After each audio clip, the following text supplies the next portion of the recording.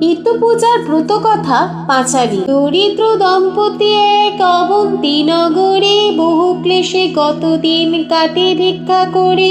গৃহে বিদুষী রমণী দুইটি দুহিতা, ভিক্ষাবৃত্তি ভিন্ন তার কি উপায় কোথা।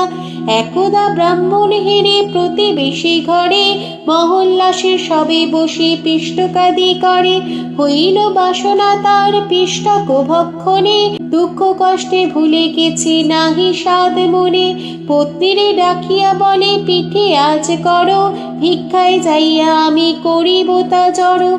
ব্রাহ্মণ সংগ্রহ করে পিষ্টকে যা লাগে, গুড় তৈল যাহা কিছু আনে ভাগে ভাগে। ব্রাহ্মণী সকাশে আসে কহি দ্বিজ বর, পিষ্টক প্রস্তুত করো অতীব তৎপর। আনিয়াছে সব দ্রব্য যাহা অনুমতি, স্বামী ইচ্ছা পূর্ণ করে পতিব্রত